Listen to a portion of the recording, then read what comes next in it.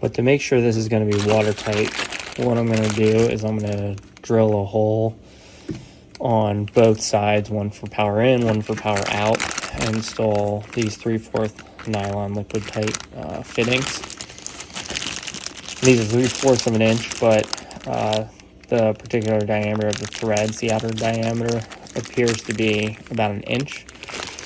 So I've got my inch drill here. I'm going to mark out the positions of where I want to put it. I'm going to have one coming through over here and then the other in the same spot across. So I'll get back to you guys after I have that done.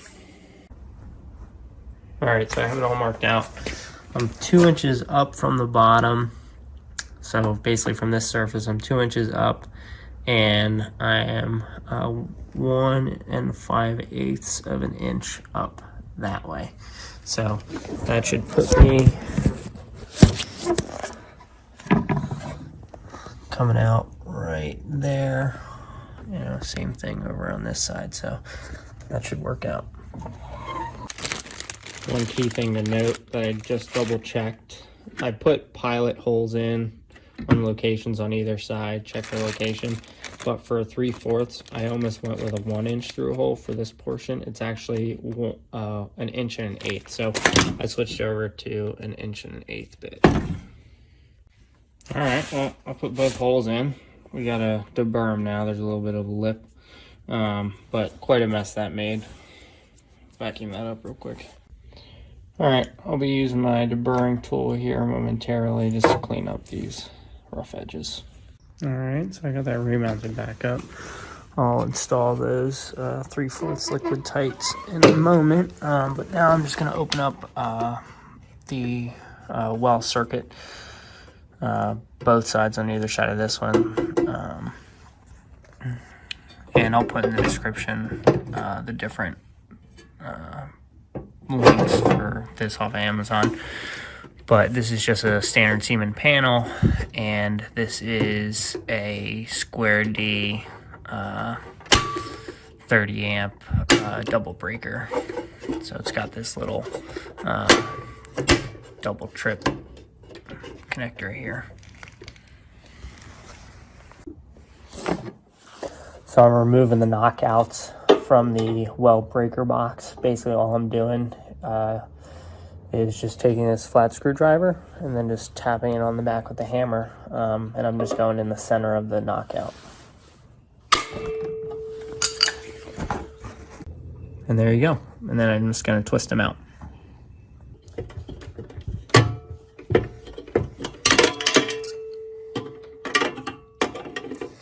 So I'm just wiggling it back and forth with a pair of pliers.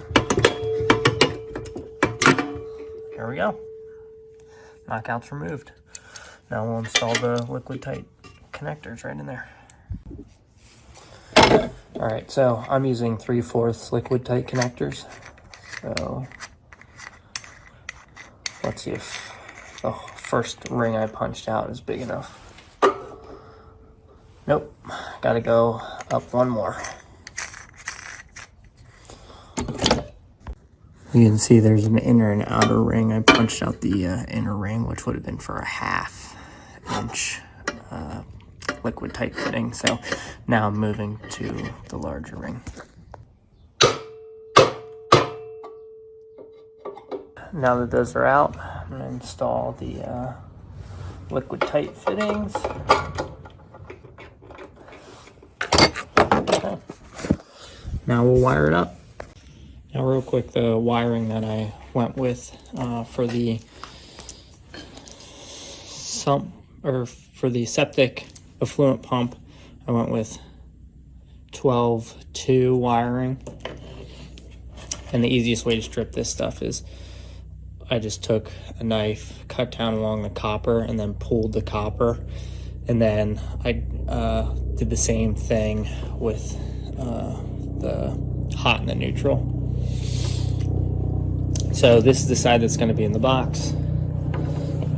This is the side that's going to get hooked up to the existing 12-2 wire that runs underground along the septic inlet pipe. And then I've got an additional 12.3. This is for the septic high water alarm. And both of those will hook into this box. And then I have 12.3 wiring. You can see here, this is what's going to hook up to the existing well wiring. And then this is the end that'll be inside this breaker for the well down here. So I'll wire this up and then show you guys how I have it wired. All right, so here's the wiring for the pump in the septic tank, the effluent pump, and the wiring for the emergency alarm. So basically I have a standard 120 volt cable. This is the excess from the new old stock effluent pump that I purchased. That comes in on the left. The hot runs to here, which then goes up, and you can see the black wire is feeding to the 20 amp circuit, and it also the alarm, which is using this 10 amp circuit, takes some of the electricity coming in there. Then I have my neutral set up here, and then I have my ground, which you can see is in that little grounding lug down there. Then coming out the right side, I have both the 12.2 UFB cables. One for the emergency pump, or excuse me, for the emergency float alarm, which that's this top one. So it comes over here to the 3 and 4 position. And then this bottom one is what's powering the pump. So you have your neutral here, and then here is the pump power going out. And here, if you follow this black wire from the 20 amp breaker, which controls the pump, that black wire comes over, up, and over to here, which you can see then is powering that hot running out. So that's the wiring for the emergency float, which will, if there's too much water, it'll activate this light, and it has like a little sound thing on the side. And so we'll test that, and then we'll also test that this breaker controls turning the pump on and off.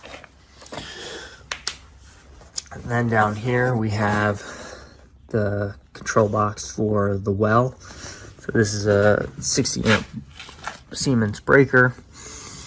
On the right I have my generator cable. Coming in on the left, comes up through the liquid tight fitting, and you can see my ground. I had to actually go out and purchase this ground lug. It's really annoying. I wish it came with a ground lug. Instead, this breaker came with just this, which effectively was a switch to kind of like combine your grounds and neutrals together. But I have a grounding rod, so I want to make sure that I utilize that. So I had to run out and go get this. It was actually kind of difficult to determine which product to purchase that would fit correctly. But eventually I was able to find that at Home Depot. So we have, this is a combined, or two 30 amp breakers combined. I have one of the hots going to this right breaker. Then I have the other hot going to the left breaker. The neutral is on the neutral bar on the top. You can see the black hot coming out the left, the red hot coming out the right. And then you can see the copper from the 12.3 wire coming up to the grounding lug. And then the neutral going to the neutral bar to complete the connection. One thing I did realize though is that actually the pump, and I can include a picture here, but the well pump, actually I could have gotten away with 12.2 instead of the 12.3. Reason being is because the well pump is actually only using 3 wires in actuality. There's a yellow wire on the 12.3 wire they're using that's unused. That would be used for a different type of well pump. So I'm pretty sure this well's shallow, which is why it's using the type of pump it's using. But so that's the wiring for the well pump as well. And I put everything on, mounted it to this nice little stand. I just used a Home Depot deck block, my extra foam, and an extra 4x4 post that I had laying around, and then just some extra plywood I had laying around. So yeah, we'll close everything up, load it in the car, I'll load the generator as well, and then we'll be back on the property to test things out.